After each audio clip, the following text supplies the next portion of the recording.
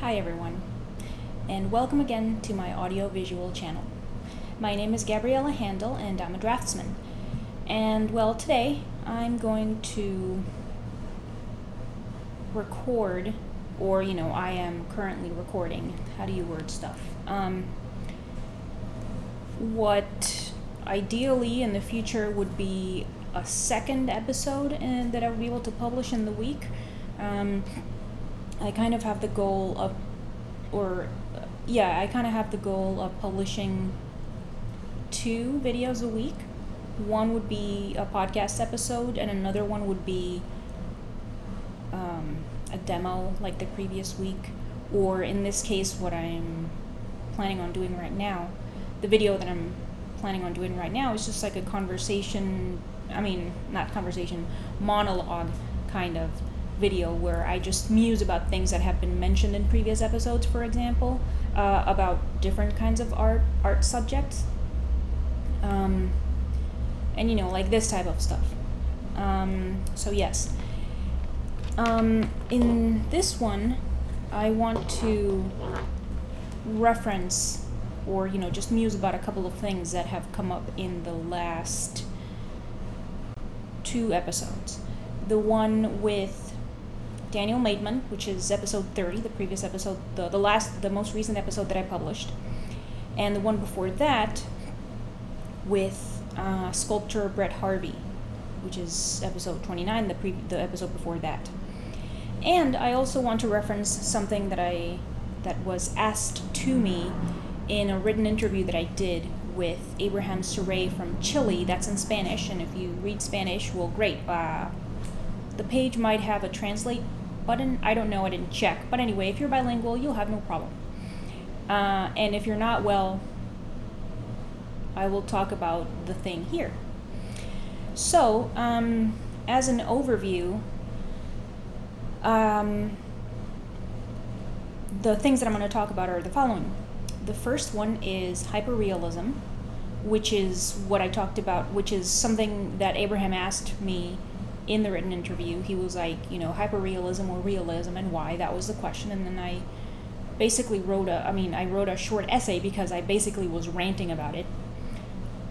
Then I want to kind of muse about the relationship between an artist and their reference, which is, we didn't go super deep into it in the episode 30 of a conversation about art with Daniel Maidman.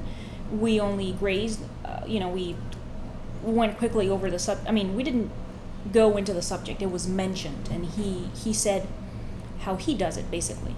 But I want to just muse about that, and, maybe you viewers and listeners can tell me what you think on the subject, because I would be interested in reading your opinion on the subject, if you leave a comment or whatever.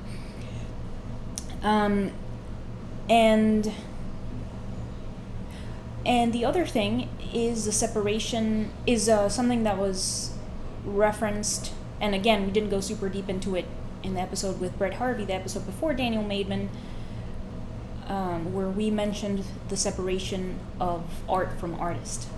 And well, now that I think about it further, talking about it here, it makes sense that I would separately go into these things myself, I guess, because, the conversation about art, really the goal of that video is to ask the person that I'm interviewing what is art and what is beauty in their opinion. And then, I always want to ask them more stuff, but because I want to keep the episodes to about an hour, I have to kind of curate and make decisions about whether I ask them more stuff about something or just I can't ask them, because then we'll just be there talking. I'm just going to have them there talking to me forever, answering my freaking questions. And then, anyway, one has to make these decisions when one is talking with people. Anyway, all right. So then let's start with hyperrealism. And I'm gonna put. By the way, I'm gonna put the links to all of these things that I'm talking about in the video description, in case you want to just go and see what was said originally, I guess, or just for kicks, for informational purposes. All right, so then let's start with hyperrealism. So the question originally posited to me was hyperrealism or realism, and why? And Abraham Saray has like an article entry on his website where he also muses about this stuff himself, and he has a series of images, but it turns out that to make the comparison between hyperrealism and realism, he used a self-portrait that I made from the mirror, titled "Self-Portrait at an Age," and a hyperrealistic image. And it's weird because I am aware that there is a difference between the two. And seeing those images, and again, I'm going to link both the interview that I did and the article so that you can see what I'm talking, the images side by side that I'm talking about. I was kind of aware that there is a difference between the two. And then seeing the images side by side, it's really obvious that there is some kind of difference between the two. Although other than kind of ranting about it and rambling about it in a way, I could not tell you, I don't think, or at least, not yet, I could not tell you in a concise way why exactly they're different, other than knowing the process by which each one is made. If you have some degree of familiarity with hyperrealism, a hyperrealistic work of art seeks to replicate as faithfully as possible either the reference or reality, as is part in the name of the style, realism. But hyper, the prefix hyper, takes it maybe, or, alleges that it is somehow more than realism. And,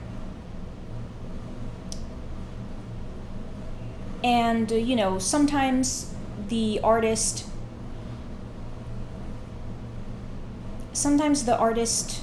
or, the ways in which I am aware a hyper-realistic artist will make their work is either they reproduce a photograph exactly,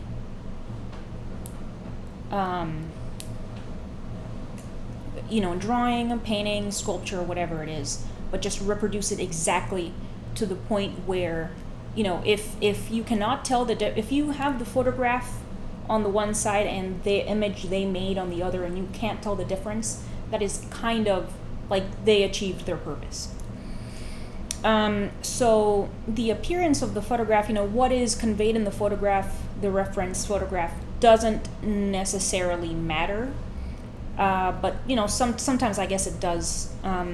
But I'm not sure, because sometimes the photograph is just reproduced, including like the depth of field, if there's any blurriness or whatever, that is also reproduced in the image the artist is making. So anyway,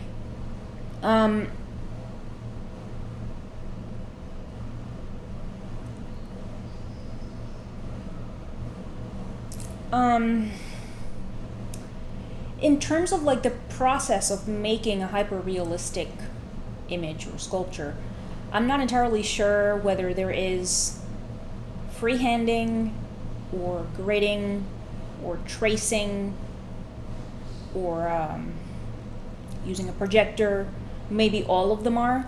I think it's perfectly possible to make any kind of image, hyper-realistic or otherwise, just free-handed. But I'm going to speculate that it's common for an artist, for somebody that aims to make hyper-realistic work, to do some kind of thing that is arguably just tracing. So whether tracing itself, using a grid, a projector,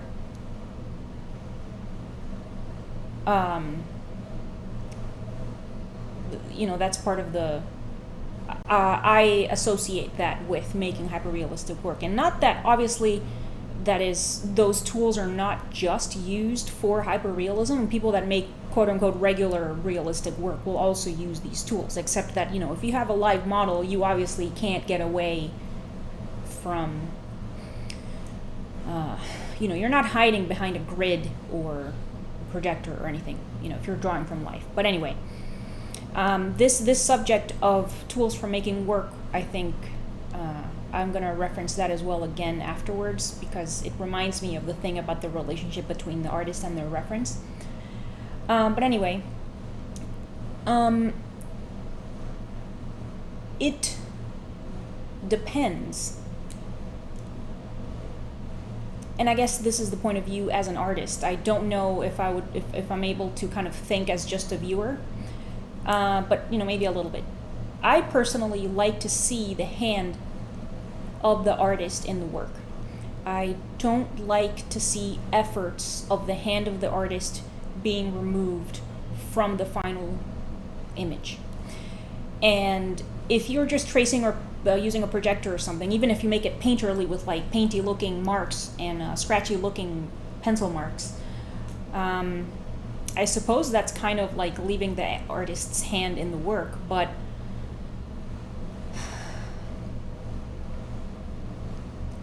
I don't know. The whole thing about hyperrealism is a little bit too much for my taste, like just becoming a photocopier machine. To me, one of the purposes of art is to, like, the artist as, all humans have a body, and our body is a filter. And we absorb information via everything, just our skin, our eyes, our nose, mouth, ears, experiences, just everything.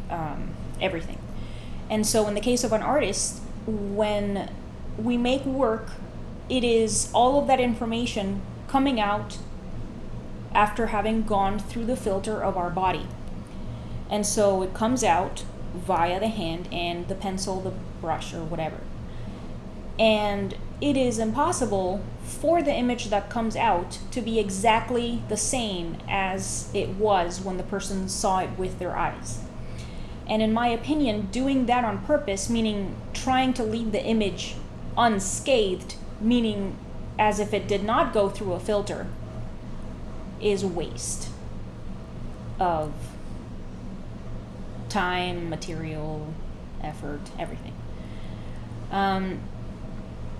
But I do try to, find positive things if I can think of them.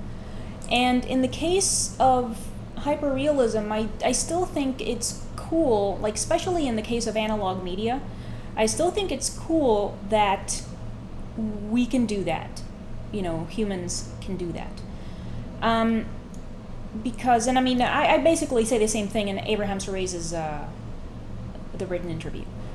There's always someone that's like, oh yeah, the human body is effective and humans are shit and limits and just all of this kind of whiny, excusey stuff. And there's always somebody saying something like that. Oh, the body's defective and we're lacking and the hands just are not designed for, this kind of dumb shit that people like to say sometimes. We absolutely do not know the limits of the body in any capacity, in any level, like anything you want to think of that you think there's a limit, we don't know the limit, okay? We don't. And so an example of that is when people go and draw and paint this kind of hyper-realistic stuff. In a way, it almost doesn't matter to me that they're tracing the thing or projecting it, because, in that case, the detriment of that, in my opinion, is that it's kind of like a color by number. But, at the same time, the person making the work still has to judge, still has to make judgment calls in terms of mixing the colors, try to get them accurately. making, you still have to make decisions. If you're trying to make the thing look exactly the same, then you still have to judge whether the image that you're making effectively looks the same as your reference that you're trying to reproduce. So that still requires judgment and calibrating on the part of the person making the work. And it's like, even if that is not the case, I guess this is actually another criticism of hyperrealism, and we don't need hyperrealism to know that we can make that shit with our bare hands, because you have to look not too far back. Van Eyck, M.C. Escher, H.R. Giger, even, all these people that painted insane shit, insane amount of detail that is realistic, not hyper-realistic, okay, but it's still very, if you look at a Van Eyck painting, you will probably know what I'm talking about, right? That stuff is small, it's accurate, but it's still an interpretation of reality, but very small marks, very accurate, crisp marks. This stuff is made by hand, okay? And I don't know what is the timeline, the relationship in the timeline between photography and these people working, because, at some point photography started being used as a tool as well. But anyway, either way, it was fucking made by hand, all right? And I don't know if you know, but M.C. Escher did the wood thing for his woodcuts. He carved the wood by hand, okay? If you have seen his imagery, that is just fucking crazy, all right? So anyway, we don't need hyperrealism to prove that humans can do the thing barehanded, but it's more proof, rather, that we can do the thing barehanded. And, well,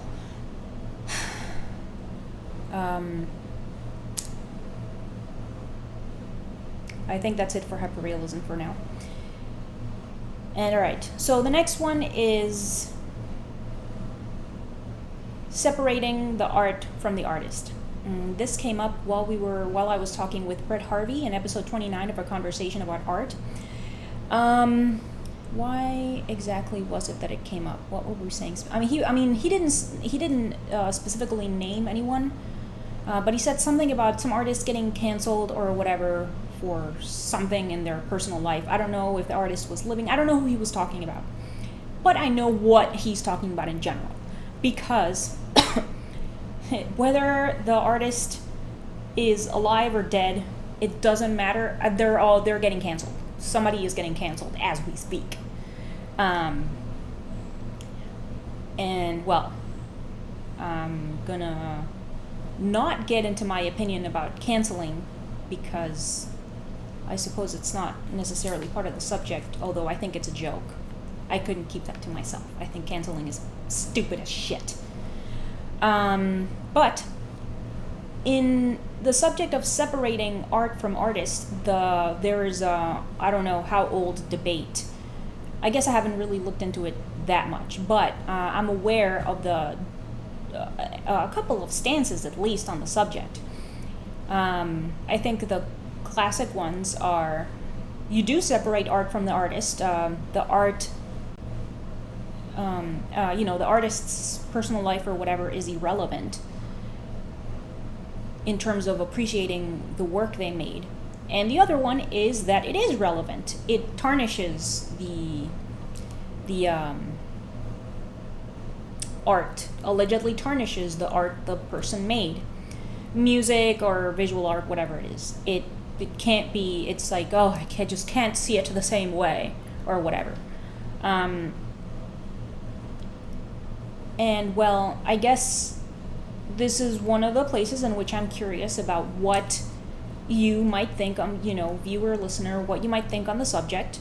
But don't just, let me specify, don't just tell me I separate art from artist to tell me the thing, okay, why you think this way, this stuff, all right? I want to know. I want to know the reason for the thing.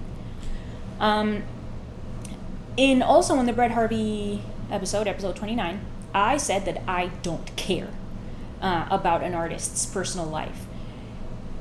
In terms of, I don't care in the sense that it doesn't affect how I feel about the work they made, if I like the work. And, upon thinking about it, I can think of an example or two where I guess my opinion of the work changed a little bit. I mean, all right, so the example that I'm thinking of exactly is John Lennon and the Beatles. And there's a song. All right, just give me a minute. I don't know the name of the. I don't know the name of the song, and I don't know if it's just John Lennon with the Beatles or his solo work. I don't know, but the song is something about you better run for your life, little girl, or something like that. Anyway, the thing is that the lyrics talk about threatening this girl if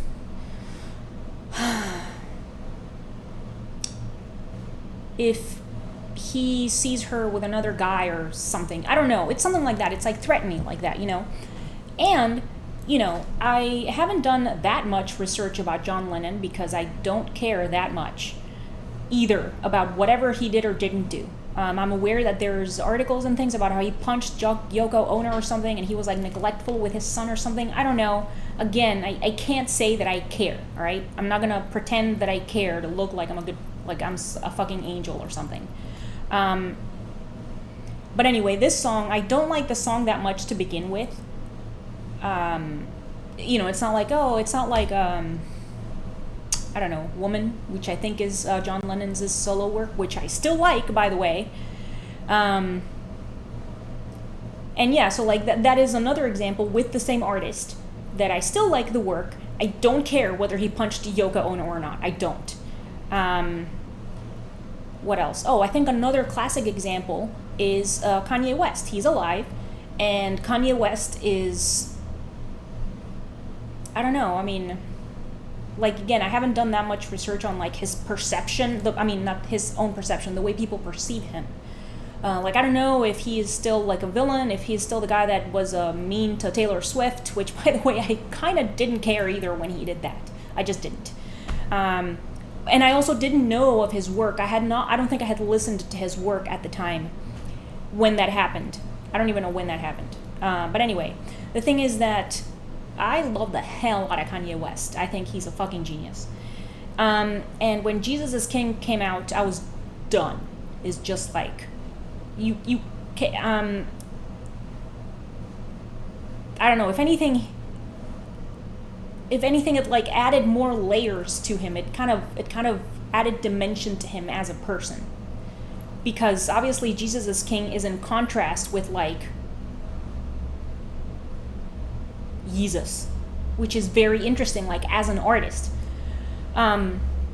So I guess what I'm saying is that I don't seem to care if I like the artists. I mean, that's what I said in the Brett Harvey episode. If I like the work, I don't care in particular about the work produced. And well, I guess, all right, just give me a minute before I change the subject again to the next thing. Because another example that I thought of is 9 Inch Nails. I love 9 Inch Nails. I think Trent Reznor is also very, very good. And I kind of haven't listened to the more recent stuff. I haven't listened to all of the scores that he's made more recently. And I mean, Trent Reznor doesn't have the same issues as Kanye West, where he has been openly, like in real, quote unquote, real, regular walking life, a dick. But for example, like I'm subscribed to the 9 Inch Nails newsletter, and he was telling people who to vote for, and I don't think anyone should be telling anyone else who to vote for. But at the same time, it's like, I still love the shit out of The Fragile and Downward Spiral, and I love Hesitation Marks. I have opinions about his more recent work that he has kept making with Atticus. Like, I have opinions about the work he has made more recently, in that collaboration. But it's like, I don't know, not related to him telling people who to vote for in his newsletter. Because I felt that way before he told people who to vote. He was out there telling people who to vote for, So I guess that just reaffirms that I don't care in particular about an artist's personal life. And again, Caravaggio killed a guy. I don't know how he killed a guy, but he killed a guy. And well, I mean, I also I'm not that crazy about Caravaggio's work, but I'm aware of his legacy to art with all the chiaroscuro and stuff. I don't know that much about his legacy either. I know that he's a famous name. I'm pretty ignorant about art. I've said that a lot of times, so don't give me shit, or give me shit, whatever. I don't care. All right. So next, the relationship between an artist and their reference. So by reference, I mean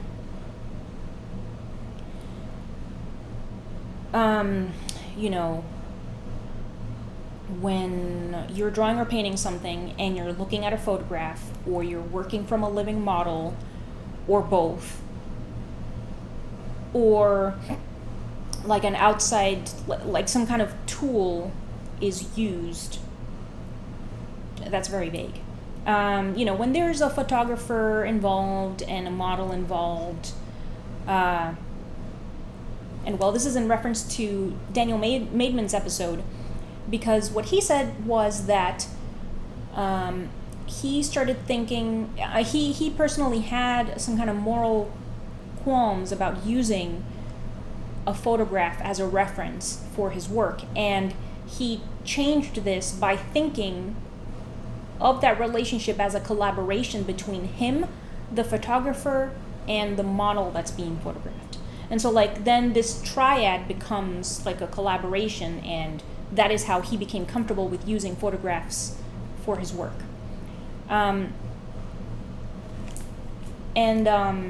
He also mentioned in the episode that he gives them a percentage. And I don't know, I mean, I didn't ask further because I had to move ahead with the episode. But I don't know if that means that he hires a photographer to take pictures of the model. I don't really know what giving them a percentage means. I don't know if he gives them a percentage if the drawing sells, for example. I don't know what he means by that, but those are possible things that I can imagine, that I can speculate people might think or might opine on the subject. Because I have definitely heard models complain about wanting a percentage or wanting something from the work that was produced using the image they modeled for. All right, so then the different stances on here are that I know of are the following: is the one that Daniel said in episode 30. There's of course not crediting anyone at all. There is just clearly mentioning that one used a photograph, and then saying who the photographer is and who the model is, which is what I do if I use a photograph. And just casually saying I used a photographic reference, and then not going into detail about what picture you used. And well, I guess from the model's point of view, if you're hired, because I've been hired to model for drawings, you get paid whatever rate you agree with the person, and then that's it.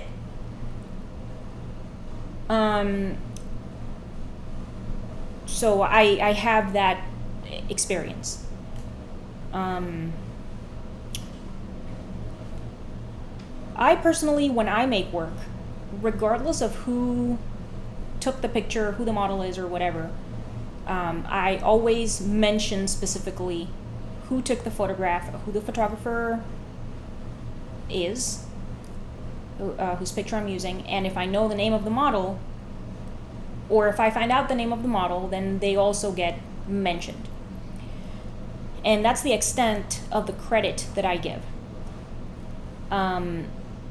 In my case personally. If I pose for an artist to, for them to produce a drawing, and then, they pay me the hourly rate that we agreed on, and then they make a drawing, and then that's it. So that is the end of the contract, basically.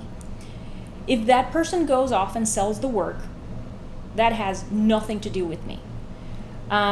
Because the sale of the work, in my opinion, has nothing to do with me, even if I posed for the drawing. So I think that if a person is hired to be drawn from life, a model is hired to draw from life, and they want to receive a percentage in case the drawing they modeled for is sold, that has to be mentioned up front. And it has to be agreed upon between the artist and the model. If you're a model and you name your hourly rate and the artist agrees upon it, and then that is the extent of the information that you bring to the table, I guess. And then the drawing or painting that you posed for sells, you're like, oh my god, artists are pieces of shit because they don't get models a percentage. Then you're dumb. Because if you want a percentage of that stuff, then you should say that up front instead of being a duplicitous, passive-aggressive person. Okay? Just say what your terms, and if the person agrees to them, great. If they don't work for them. Easy. So if it's like a agreed contract that the people involved come into, then it's incumbent upon everyone to keep the terms of their agreement. I don't know the details of whether it would be in writing, signing contracts like on paper and this stuff, or just verbal, and then everybody has to keep their word. That is up to you individuals that are involved in that. And there's also something to be said, I think, and I guess this is the way that I kind of operate in a way. Because, the capability of making stuff and creating things and being inspired by something to then make something else is within everyone.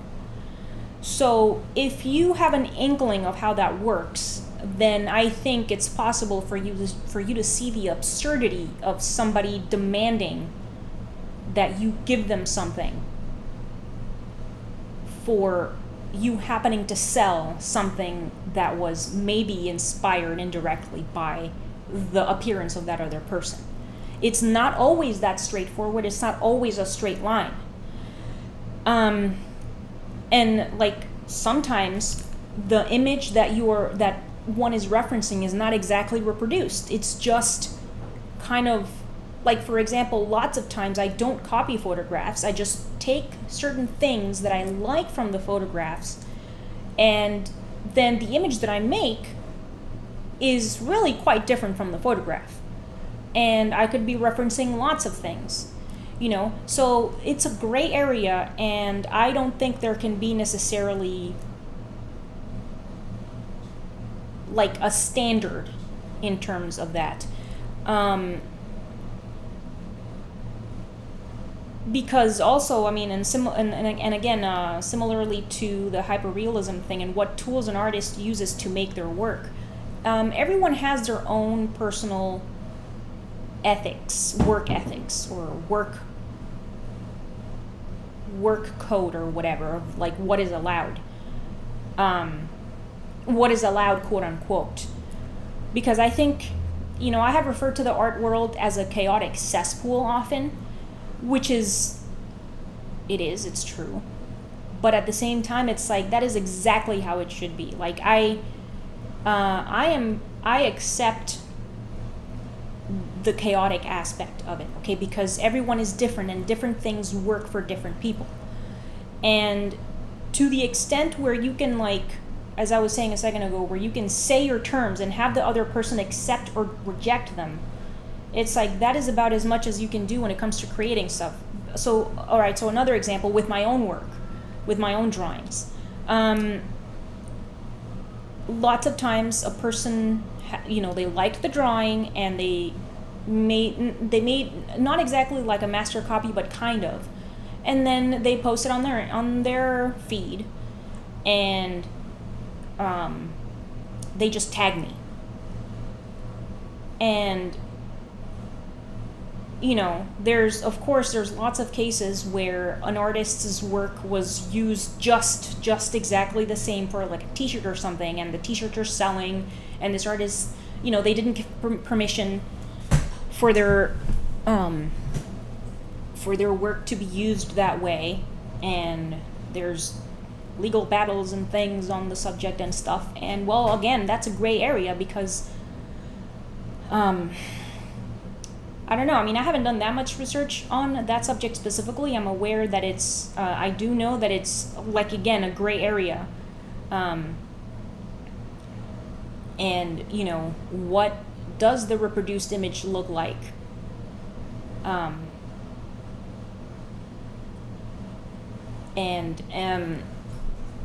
right, I'm going off a little bit there on slight digression.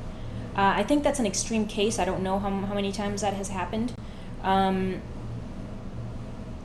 Sometimes there's like slight variations of stuff. But anyway, what I was talking about was when somebody obviously references one of my drawings and they just tag me like I'm supposed to something, I don't know. And I mean, what I do usually is I'm just like, if you obviously referenced my work, so just credit me clearly, and then that's it. I don't really go and like report them or anything because I think that's kind of absurd. Again, Instagram isn't a place where there are necessarily lots of really specific rules about things. I mean, I don't think there can be rules when it comes to creation because, and I think this is actually what I was trying to get to. We humans, we do not make things from zero. We are empirical, meaning that we are always referencing something. Our behavior is always referenced. Whether it's obvious or not, whether we have seen the artist or not, it's like, what are the dots? What are the degrees of connection? I don't know. And it's almost irrelevant. But we are always referencing. It's like we do not have original ideas. So,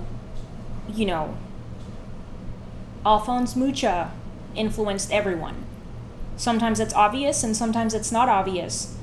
And sometimes you're just making stuff, and then you see an image from somebody from the Cinquecento or something, and then it's like, oh, that kind of looks like what I was doing. And it's like, yeah, it does. Because we don't do original things. We do small variations or just try to reproduce stuff from that came before us. And that is how creation and creativity work.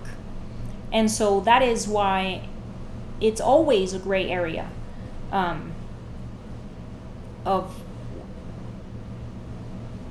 what is, quote unquote, the right way of doing this. So then that is why the personal code of ethics of each artist, fortunately and unfortunately, is kind of like the thing used to measure each situation.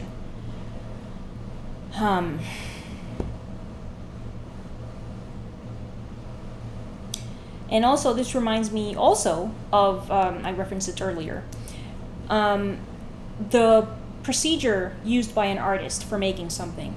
I don't trace my work, and I don't use grids, and I don't use projectors, but I can think of a situation in which I would be okay, maybe, with another artist using those tools. And actually, that is actually something that changes my opinion of an artist's work. It's like if I find out that part of their process is to project their work, or using a grid, I kind of feel a twinge of disappointment, because I am really in favor of freehanding the thing. But at the same time, it's like, for example, I can think of a situation in which using a grid is, I think I would allow it, quote unquote. For example, if the artist made a small version of their image and then they want to make it bigger, then using a grid makes a lot of sense, for example. Or for example, if an artist is doing commissioned work and they want to do it quickly and it's not like their main personal work, quote unquote, or something, then tracing the photograph to speed the process along, I think I would also, that is an example of like a quote unquote allowed thing. So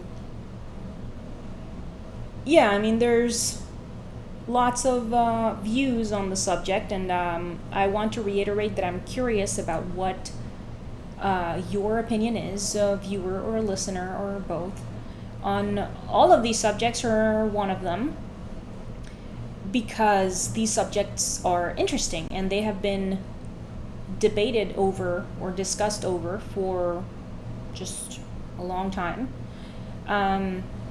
And no one is necessarily right or wrong on the subject, which in a way makes it pointless to argue over, but in a way, I don't know, it's cool to discuss about it anyway. So anyway, do let me know what you think on, if anything stuck with you, why do you think it stuck with you?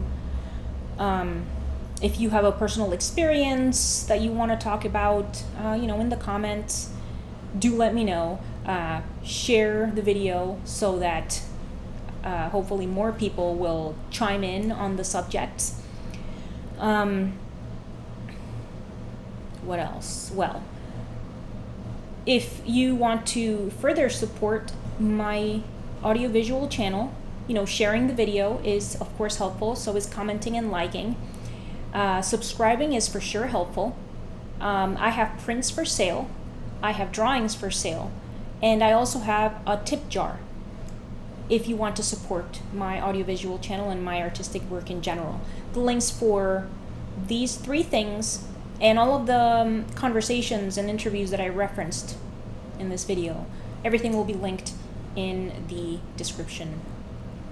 So thank you very much for watching and listening, and for your opinion if you end up writing it out in the comments. I am curious and excited. So thanks again for your time, and have a fantastic day.